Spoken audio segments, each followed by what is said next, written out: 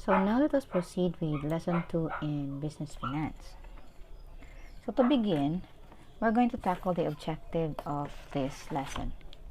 So the first objective is the learners are able to describe the activities of financial managers, the role of financial management and other managers in the organization, explain the flow of funds within the organization, explain the role and function of financial managers and financial management in the organization. You will also encounter a little bit of calculation in this topic. So now we go to the organizational chart, the organizational structure of a corporation. I know in your assignment you have gathered various organizational structure of a company. Don't worry, those are all correct. But for the basics, this is the hierarchy of the organization's corporation structure. So the shareholder, the board of directors, as you look at the presentation, the president or the CEO, and of course the VPs. So the VP for marketing, finance, production, administration. Other companies also have VPs in human resource management. Among other VPs, the company has depending upon what is the need of the company. So don't worry about that. So we just go for the basic, okay? So first, we're going to tackle the shareholders. This has already been discussed in the previous lessons. Who are the shareholders? They are the owner of the corporation. So it is the shareholders who elect the board of directors. Each share held is equal to one voting right. So if you have a 10,000 worth of shares, then you have 10,000 voting rights. So you have 10,000 worth of vote. Sorry. Since the BOD or the board of directors is elected by the shareholders, their responsibility is to carry out the objectives of the shareholders. Otherwise, they would not have been elected in that position. So I have to ask you, what is the objective of the shareholders? It's just for refreshment. What is the objective of the shareholders? Again, I hope you already know that. So, and what is the role of the board of directors? So please take note that the role of the board of directors is to carry out the objective of the shareholders. And what is the role?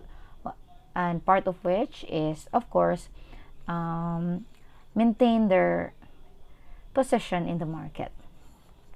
So the next is the board of directors. The board of directors is the highest policy maker body in the corporation. The board's primary responsibility is to ensure that the corporation is operating to serve the best interest of the stockholders.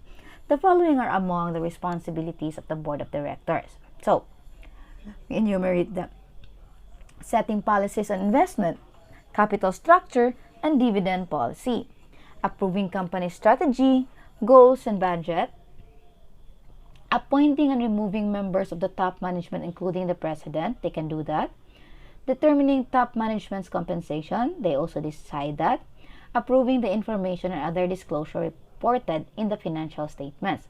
So technically, the board of directors, they set the policy. However, and they also are the approving body. Even if the president has ideas, if it is not approved by the board, then that ideas will not be used in the organization, because the board is directly responsible in, and they also have to think whether the ideas of the managers in the organization or the president of the organization is at the best interest of the shareholders. You must take note of that. So that is the role of the board of directors, and its responsibility to the corporation. Next, the president, the chief executive officer, or the CEO. You might probably seen this in a lot of Korean dramas you have watched, where business is being tackled and the likes, right? Like Crash Landing on You. So the girl was the CEO in that series. I believe everybody can relate to me, except for some who haven't seen that teleserie, the series. So The role of a president in a corporation may vary from the company to another. So, different company, different organization, the role of the president varies.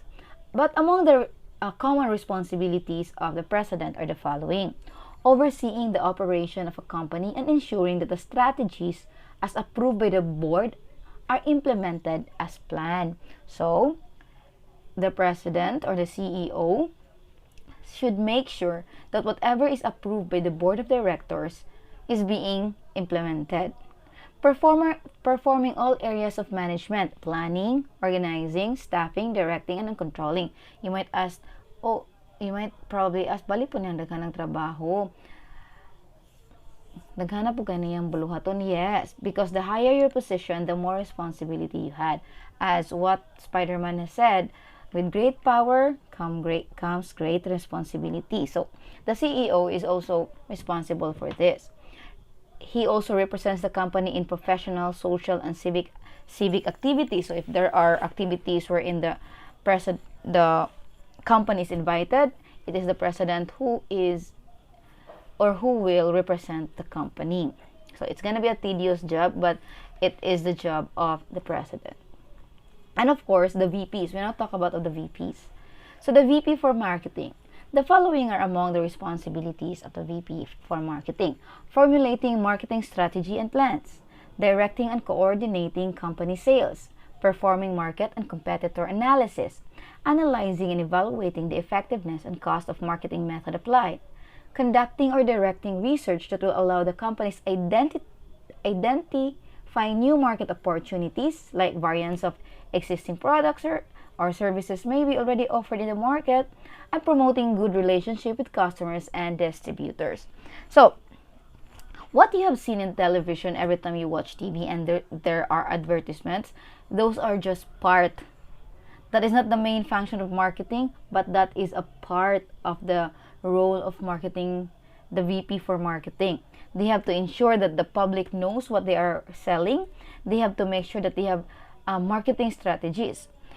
If your company produces numerous products, you have to have strategies for each product, because maybe this product caters to different market. For instance,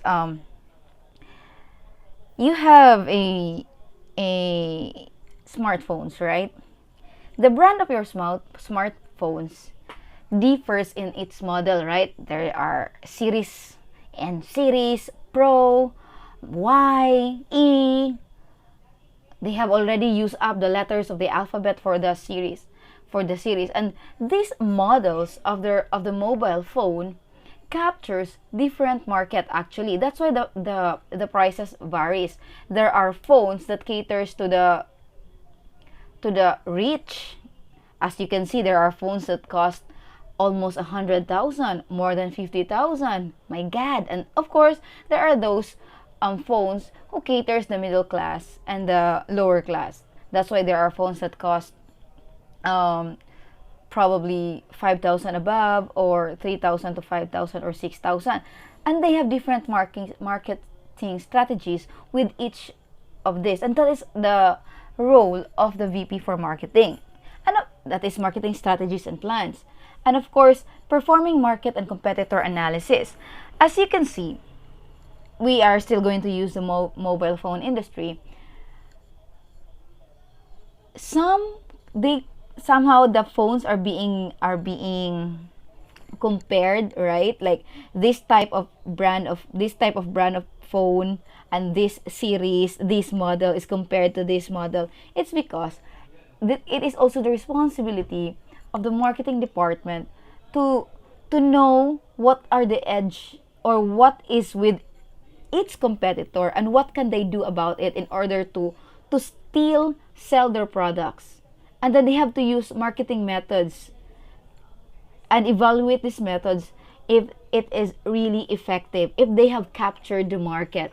Okay? And of course, they have to also to have a good relationship with their customers. That's why if you can see sales ladies and promoters, they're really very enthusiastic when you approach them and entertain you in such a way that you will really be attracted to their product. So that is their role, and that is part of their responsibilities as well. So that is for the marketing department, or the VP, and its head, the VP for marketing. Next is for the production. The marketing department's role is to make sure the product gets to the market, and they have to use the marketing analysis on what the market wants. But it is the production department that produces the product, and it is the role of the VP for production is to ensure production meets customer demands. So if the marketing department said the demand of the market is 1 million pieces of this type of model of phone, then the VP for production ensures that they can produce this according to the specification of the market or the specification of the customer. The next is identifying products, technology, process that minimize production costs and make the company cost competitive. So they are not only there to produce the products or the service, they have also to make sure that when they produce the products and the service, they are being effective and efficient. So what is effective? I hope you're already familiar with this term, effective and efficient. When you are effective, you create an output. But if you say you're efficient, you create an output with the least amount of resources. So being effective and efficient is to create an output with the least resources. So minimize production cost, that is the least resources. With the use of technology, they have to ensure that they are able to purchase technology that can minimize production costs but still does not cost the company to fall or to go bankrupt just because you purchase a certain technology that its negative side outweighs the benefits it can give to the company. They also have to come up with production plan that maximizes the utilization of the company's production facilities. So they have to make sure also that the technology that they purchase, for instance, can be utilized to its best use. Okay? Identifying adequate and cheap raw materials. So they have to make sure that they can get cheap. Cheap does not always mean not quality, okay? Don't forget that. They have to really, the VP for production, just to ensure that they can outsource or they can get cheaper materials. For instance, when you want to purchase fish in the market, you just don't go directly to a certain store, right? You go around looking for the same type of fish but a lesser cost or a lesser price. This is also identifying adequate and cheap raw materials. They're looking for cheap raw materials but still comply with the standards or with the standards for their product. Okay? Cheap does not always mean barat. Okay? Don't forget that. And now we go to for the VP for administration. So these are their responsibility, coordinating the functions of administration, finance, and marketing department. So the administration is somehow this individual overlooks and coordinates everything, because the functions of the finance, marketing, and production go side by side. One cannot function without the other. Okay, remember that. If one department of the organization does not function well, everything in that organization will be affected. It's just like if in the body, our body is an organization actually.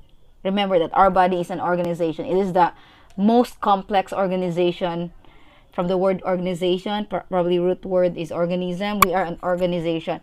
If one function of our body or one part of our body is not doing well, then the rest of the body is being affected, right? The same with business organization. If one aspect of the organization is not doing right, the whole organization is actually affected. Assisting other departments in hiring employees. This is also part of their role. Somehow the VP for administration, this is where in some organization, this is where HR or human resource management is under. So this is part of their job also. Providing assistance in payroll preparation, payment, and vendors, and collecting of receivables. So under also some companies, they have separate for payroll. This is because the HR is here, so the payroll is also here, and they also make sure to assist whatever is happening in payment for their suppliers, and of course those who owe them itong naiutang sa ilaha, they have to collect it also. They have to provide assistance. They also have to determine the location and maximum amount of office space needed by the company, identify means, process, or system that will minimize the operating cost of the company. So they have to make sure that how huge the office or how small the office is what the company needs. They have to make sure that the people in the organization can move around freely so that works can be done without hesitation and without delays. Okay, now we go to the the core of this topic, finance, because this is business finance. So we go now to the 4 function of the financial manager, the VP for finance.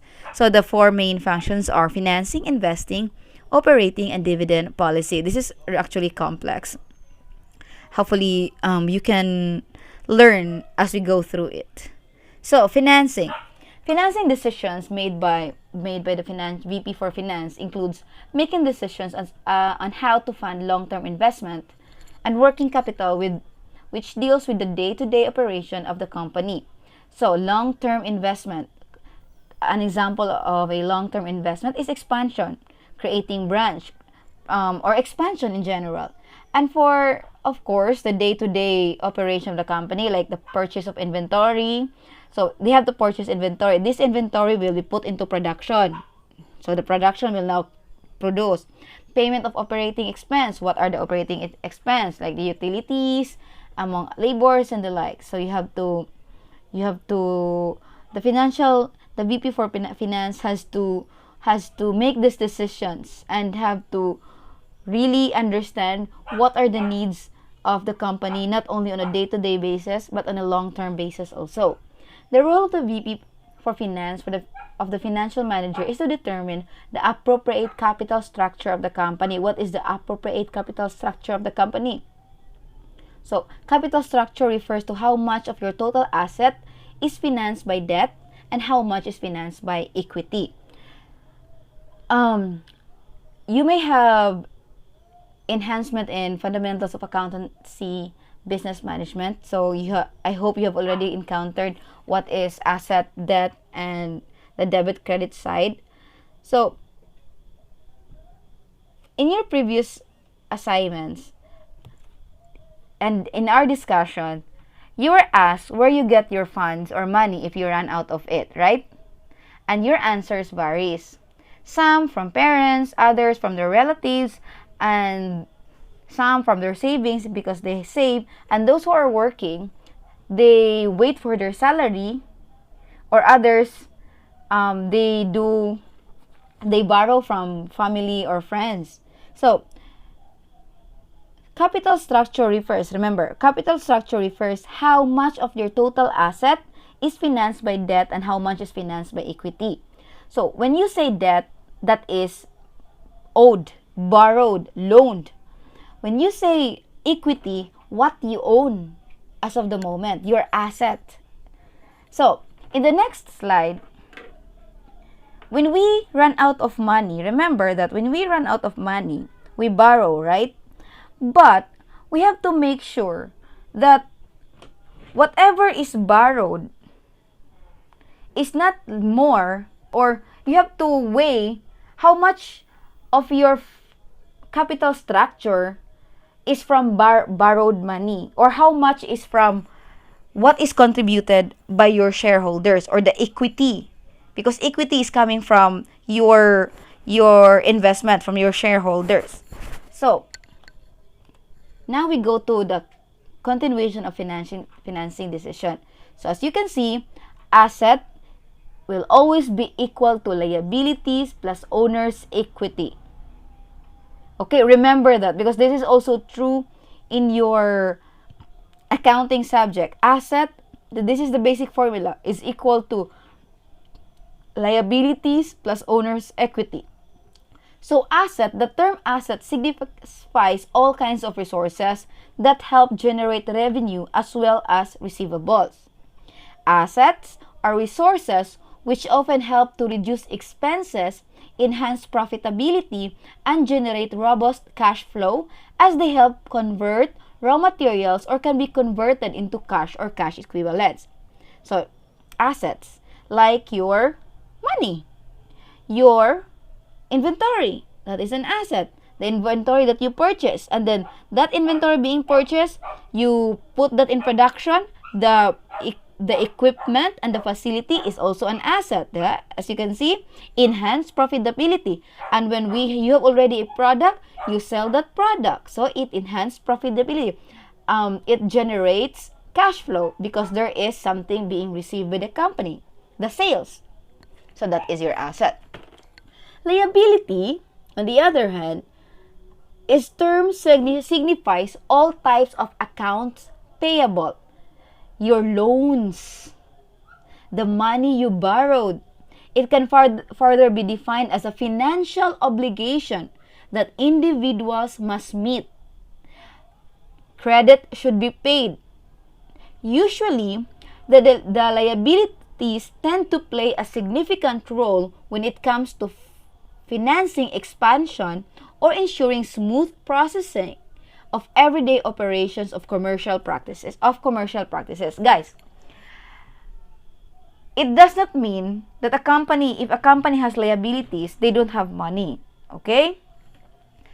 Sometimes companies need to borrow money from other companies like banks, other business like banks and other financial institutions because they need the money for expansion. But it does not mean they don't have money. They still have money. It's just that it's not enough. That's why they have to borrow money from other entity. Okay? So, now we go to the owner's equity. Owner's equity is defined as the proportion of the total value of a company's asset that can be claimed by its owners. Remember, owner's equity is defined as the portion of the total value of a company's asset that can be claimed by its owner. Whether it is in the types of organization, a sole proprietor, a partnership, or a corporation. So for a corporation, it is the shareholders. Okay?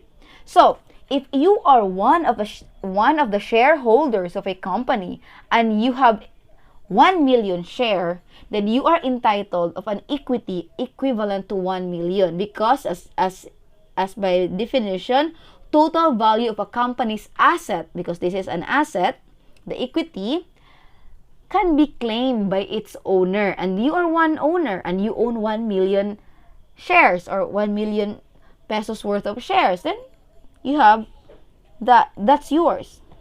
So, let's talk about bankruptcy. What if a company goes bankrupt? Who are we going to pay first?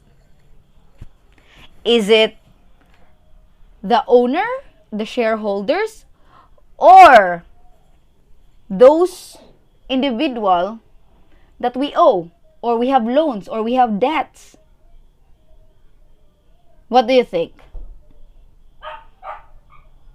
You might think, of course it is the owner because they are the owner of the organization. They should be paid first in case of bankruptcy. Remember, guys, we should pay our debts. Okay? Always remember that principle, whether you're a corporation or an individual. In case of anything happens to the organization, you have to pay your debts first. So, it is the people you have liabilities that should be catered first before the shareholders in case of bankruptcy. So, that is on bankruptcy. Now we're going to continue with this illustration. As you can see in this side, asset, in the left side, asset is equal to liabilities plus owner's equity. If this is an organization, this is a corporation, And the corporation wants to expand and build another facilities in another area. And they have the money, but it's not enough. So they might, the president, the CEO, will propose to the board, members of the board, we have already a plan to expand. However, we do not have enough. Our capital is only, our equity shares is only 60%, and we need 100% total amount so that we can, total asset, so that we can build. What shall we do? I, as a CEO, propose that 40% of the expansion will be borrowed from a bank. So now, in order to finance your expansion, proposed expansion, the board should agree that the expansion should be 60% equity shares in terms of capitalization, and then the other capitalization, 40%, is coming from borrowed money. So, as you can see, it is always equal. So the asset now here, the total amount for the expansion contains 40% borrowed and 40% from the owners. A very good example for that is that naakay 10,000, naakay 6,000 pesos. And then imong ganahan nga phone is tag 10,000. 6,000 naman imuha. So moana ka, di akong asset kay kuan raman 6,000 nya kani ako ang palaliton nga phone kay tag 10,000 man. Ang hulam sa lamang kong mama og kuan 4,000 para nga kapalit ko. Inana na siya. Same ra na siya sa organization nga dili man tanan nimo kaya sa imuhang kaugalingong kapital ra, manghulam kag idugang sa imong kapital para mapalit nimo ang imong kinahanglan. Inana po ng organization, parehara po na siya nato nga kung naatay kulang, dili mangutang ta, dili ingon wala tay kwarta, kulang ang ato ang kwarta. Okay? Remember that. So now, we go to the next slide. It is still part of the financing decision. So I already defined asset. The same with the liabilities. Now we continue with the types of asset. So there are 5. The tangible asset. When you hear the word tangible, always identify is at something physically present. Not only in your imagination. When you're asked, do you have a boyfriend or a girlfriend? Oh yes, I have. He or she is from another nation. What nation? Imagination. Anyways, kidding aside. So tangible asset is any asset that have physical presence. This includes cash, stocks, bonds, property, buildings, equipment, inventory, precious metal, and art. So these are tangible assets. Intangible asset, no physical presence.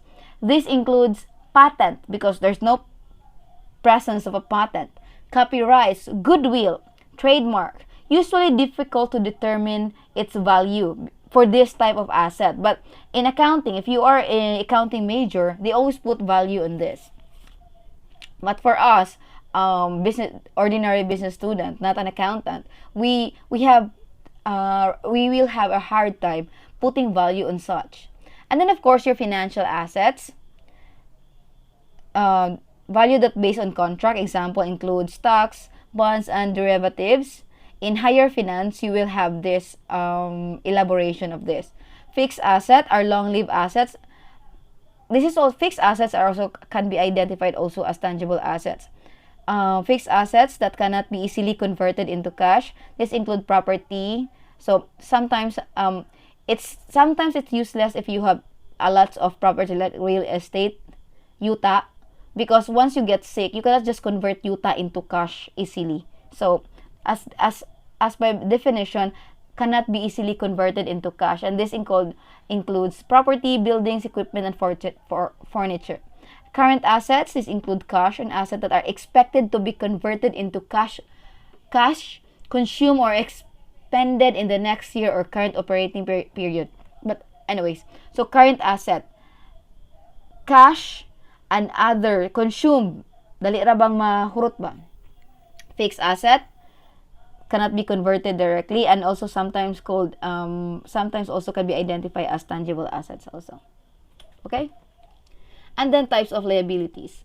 Current liabilities, mostly the account payable under this category these are all liabilities ha, outsang are short-term in nature, which are to be meted out within the year. So remember, current liability should be paid out within the year. If you utang your electricity, that is a current liability, but it's not. Electricity is not a current liability. Payable like bills, so this it is current liability. Bills, trade creditors, bank overdrafts, and outstanding bills, among other examples of current liabilities. Because I think our electricity bill are called current liabilities because we use first the electricity before we pay. It's like prepaid. Postpaid rather, sorry. Non-current liability, also known as fixed liabilities, these payables comprise long-term obligation that are generally not accounted for in a year. So not accounted in a year. So there are long-term loans. Liabilities are used for expansion, like the example I gave a while ago. If you expand a business, you don't borrow from another financial institution just like 1 million, right? If you want to build a building like a 10, 20, 100-story building, you're not going to loan from a bank like 10 million also. That will not be enough. So that's why this type of liability, the non-current liability, are almost always long-term loans or bonds payable in a long time, 10, 20 years and the likes. And then contingent liabilities, these are usually types of obligation which may or may not occur for a commercial entity in the course of its operation.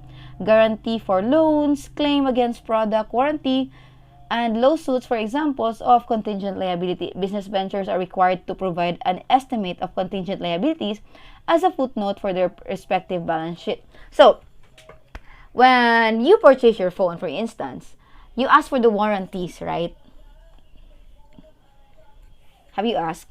So if the warranty is 2 years or 1 year, if there is something wrong with the phone itself without doing anything about it, you really took good care of it, but still the phone does not function well. Some of its software maybe or hardware maybe does not function well.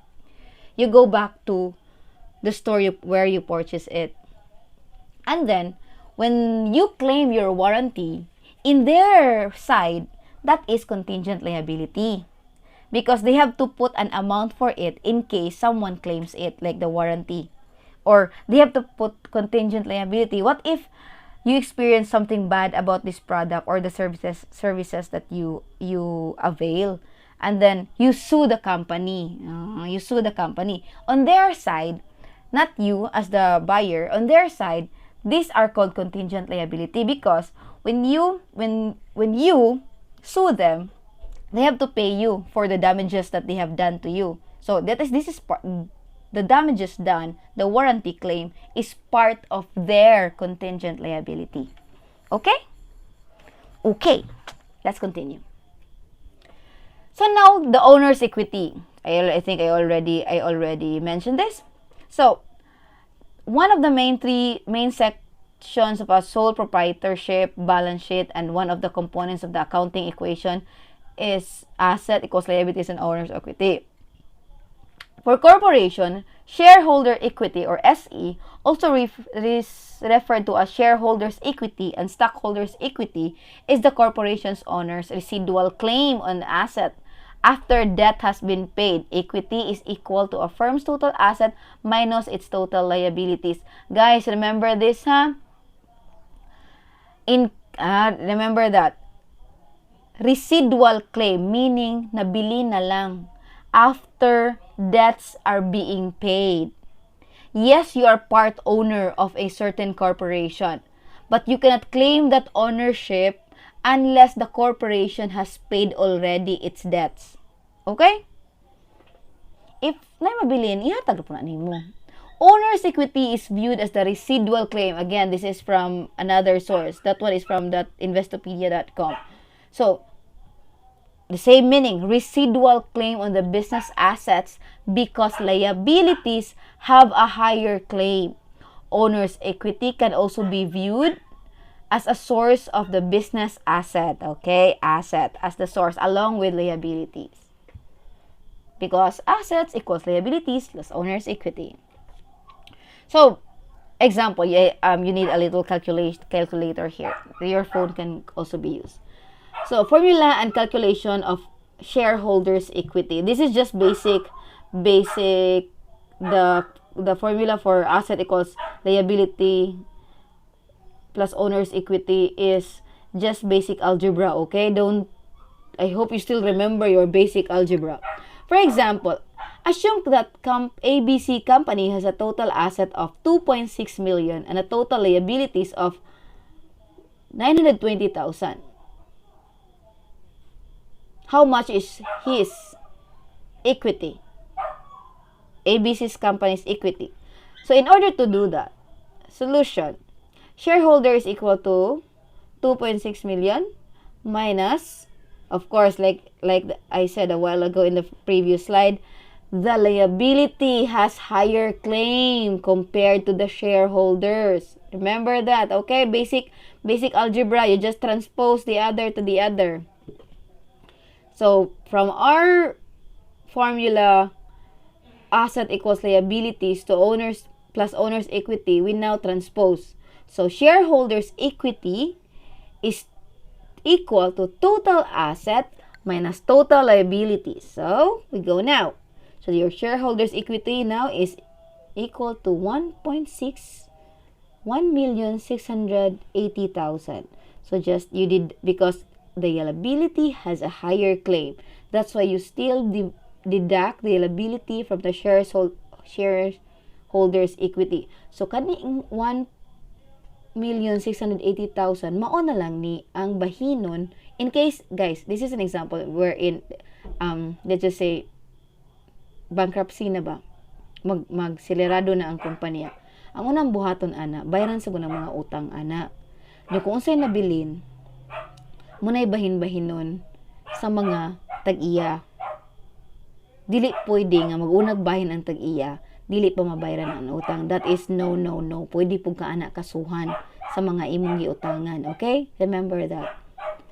So, the next slide is part also of the decision that the role of the VP Finance is investing decision. Investment may either be short-term or long-term. So, short-term investment are needed when the company is in an excess cash position. Long-term investment should be supported by a capital budgeting analysis, which is among the responsibility of the financial manager.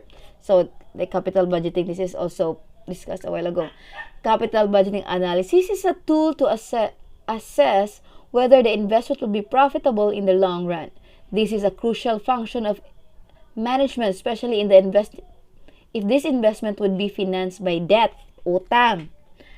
The lender should have the confidence that the investment that management will push through with will be profitable, or else they would not lend the money to any money to that company.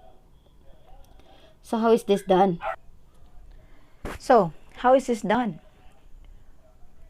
When the plan of the corporation is already approved by the board to borrow money to finance their expansion, they have to present their proposal to the bank or to the financial institution they want to borrow the money. They have to present it well in terms of making sure that their forecast, how they project what will happen in the future, is that the investment will be profitable. Because if they cannot clearly convince the bank or the financial institution, they want to borrow the money, then one way or the other, the bank or the financial institution will not lend them money. Because why will I lend you money if I am not sure? If I am the bank, why am I going to let you borrow my money if I am not sure that your business is going to be profitable or be doing well in the future? Right? The same goes to you. Are you going to let someone borrow money for you, your hard-earned money, if they are not able to pay it? Or they're going to borrow money just to gamble it? And what if they lost? How are they going to pay you? The same with businesses when they want to borrow money from financial institutions. The financial institution will also ask them, what is the money for? How are you going to convince me that this investment or the money that I'm going to let you borrow will gain profit in the future? So that's how it works. That's why they have to also make sure that they will show confidence that the business will prosper in the future. So there is two types of investing decisions: short-term and long-term investment. So the short-term debt funds and the long-term debt funds. So in terms of investment process, in the short-term debt funds, investment is in short-term debts and money market instrument. Average maturity of the fund is less than 4 years. In terms of investment horizon, best suited for 1 to 3 years investment period. So if you want to avail of the short, if your expansion or your money, or you want to avail of an investment, additional capital for a period of 1 to 2 years only, 1 to 2 years only, you go for short-term debt funds. So in terms of return, the fund annualized return is 9 to 10%. So risk, of course, in everything we do, there is always risk, and in business, risk is also involved. Impact of interest rate risk is low, and performance of the fund is stable. So at least this is a good type of investment you want to engage into if you are thinking about risk, because the risk is low. And then in terms of liquidity, highly liquid in nature, investors have easy access to the funds. And of course, in terms of long-term debt funds, invest in long duration fund issued by government and corporate bodies. Average maturity is more than 10 years for some funds, so bonds and the likes. Suitable for long-term investment of more than 5 years. The return varies from 7 to it has a higher return, but it takes long in terms of year. In terms of risk, interest rate risk and liquidity risk affect the performance of the fund and is more volatile than short-term debt fund. So more volatile, somehow more risky, because in the market, if you have higher financial management subjects, the bonds and other corporate issued by the government or corporate bonds or treasury bills and the likes, the prices of which changes as it runs along in the market. This will be further discussed if you have portfolio management subjects or investment and portfolio also. But anyways, let's just settle for the basics. As investment are in terms of liquidity, as investment are made into longer term debt funds, they are not very liquid, and investors have to wait for access to the funds, because this has maturity. You cannot just claim it every time you want. Okay, so you have also to make sure where you are going to invest or where you are going to borrow the money. Okay, so this is investing decision also that is done by VP for Finance, and where to invest the money, and will the investment also be profitable also. So another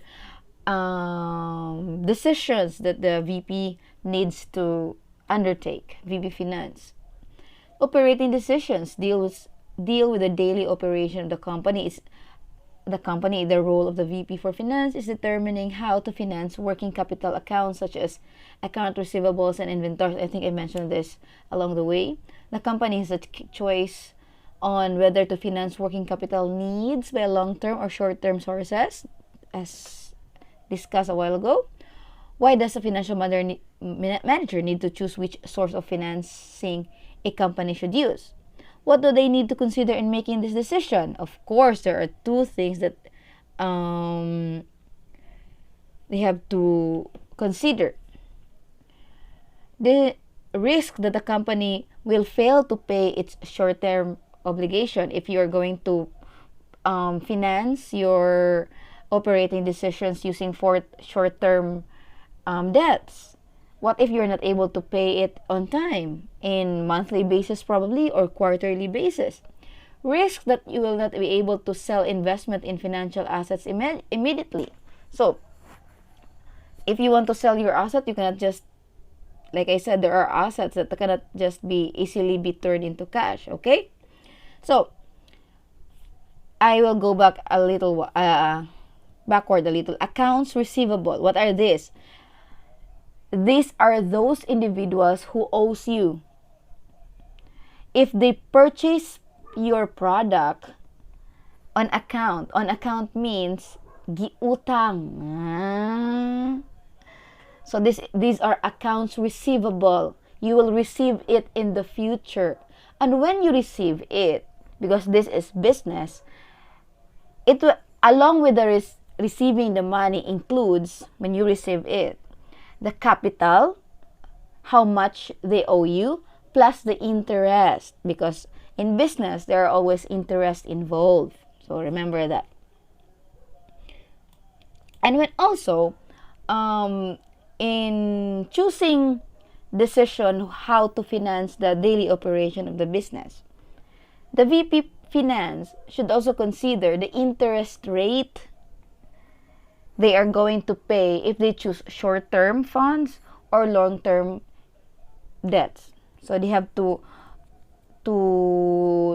make sure they know they choose those with lower risk, lower interest, because this will also be a burden to the company if they cannot pay the liability on time. And next, and as a continuation to the operating decision made by the financial manager, short-term sources are those that will be payable in at most 12 months if they want to avail of that type of that liability. This includes short-term loan with banks and suppliers. Suppliers, like if you're producing probably halo-halo, if your business is producing halo-halo, and then you source your supply from the local fruit vendor, you can actually I'm just gonna utang this for 5 days. That's short term. And even if the short term loans does not have much interest, especially for the supplier side, from your supplier, you have also to make sure that even if the interest is low, or like I said, in the case of the supplier, they don't usually provide that much of an interest. But at your side, you want to create good relationship with your suppliers, right? So if you loan, or if you borrow, or the source of your supply is in the form of utang from your supplier, as the example given, halo-halo, the fruits, make sure that when you said you're going to pay that supplier in 1 week or in 2 months, you're going to pay them in 2 months, so that the next time you're going to avail of the loan, they can easily give it to you or provide you with the loan because you are a good payer. Such relationship should be nurtured to ensure time delivery of inventories, your supplies. And of course, in our local culture, we have suki, right? And if it is already your suki, you're already a loyal customer, they are going to give you the best supplies, right? So this is also important. The next is short-term sources pose a trade-off between profitability and liquidity risk. Because this source matures in a short period, there is a possibility that the company may not be able to obtain enough cash to pay their obligations. So this is also liquidity risk. The problem with short-term also is that maglisod kag bayad usahay tungod kay dali ra kayo siya ba yung human basin dili ka cope up kay wala kay kanahalinan. So as the example given, the halo-halo, what if you promise to pay in 1 week but then it's cold season, so halo-halo is not that saleable, so dili kay kamahalinan din sa imong halo-halo, so maglisod kag bayad, mao po na siya risk involved if it is short term. This is just an example. So for long-term sources, on the other hand, matures in a longer period. Since this will be paid much later, the lenders expect more risk and place a higher interest rate, which makes the cost of long-term sources higher than short-term sources.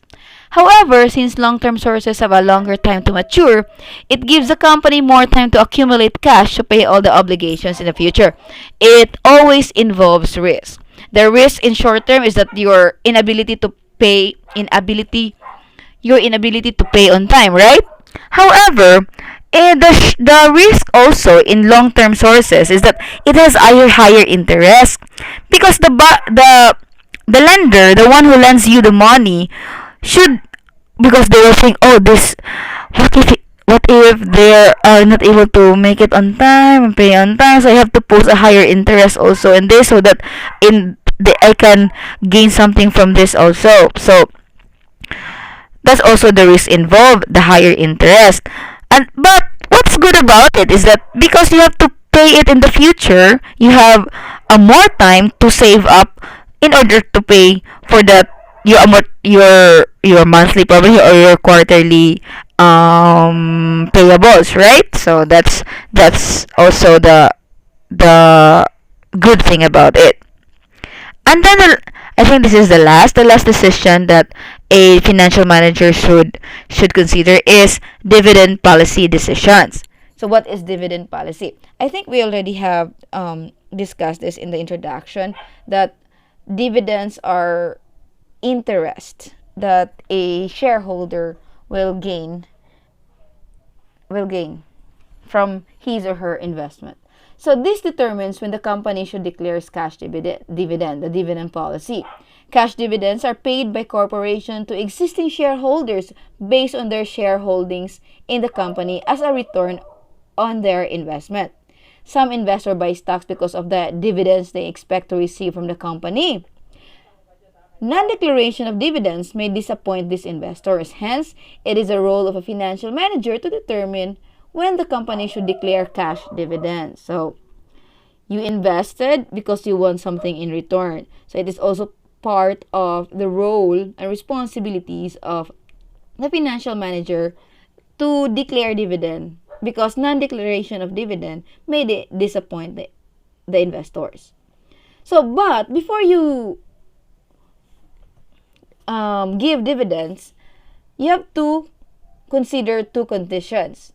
First, the company must have enough retained earnings. What are these? Accumulated profits. Daghan ka ginansya. How can you give cash dividends if you don't have anything to give, right?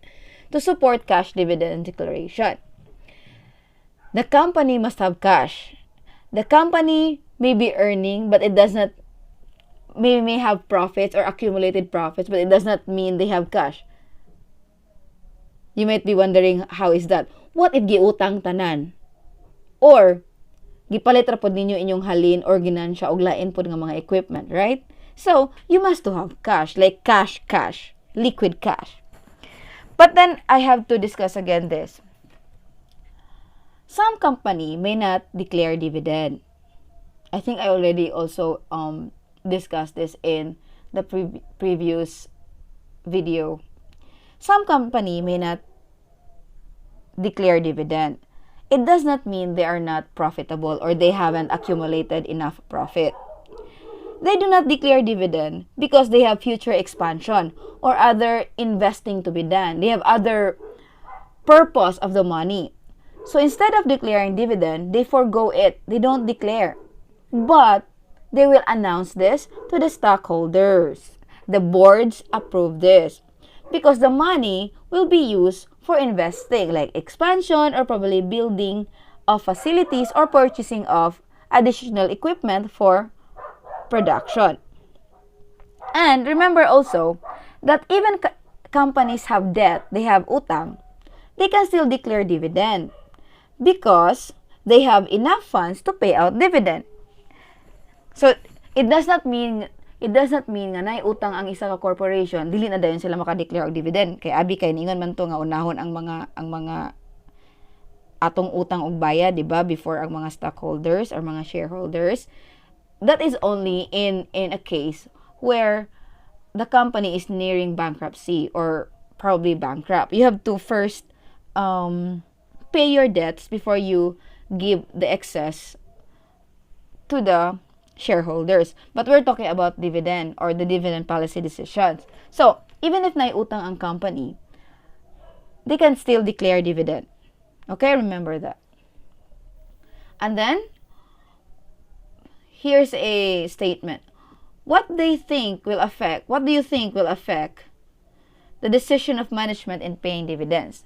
Dividends come from the company's cash and availability of unrestricted earnings. So the answer for that is availability of financial viable long-term investment, access to long-term source of fund, and management of target capital structure. So it is important that the VP for finance know what he or she is doing in order to make sure that whatever financial decisions he or she is making will be, if there are risks involved, the risk is being managed because the financial decision will affect the other VPs, the marketing, the production, and the others. So his role in the organization is really, really vital to the achievement of the goals of the organization, especially the finance. This is where you allocate the funds, where you're going to use the funds also. And of course, you have to, as the goal of any business, maximize the wealth of its shareholders. So that is for now. We're going to tackle more about financial and business finance next meeting. Slowly prepare for a calculator because one way or another we'll be going to use that as we go along with our discussion in business finance. Have a good day and stay safe.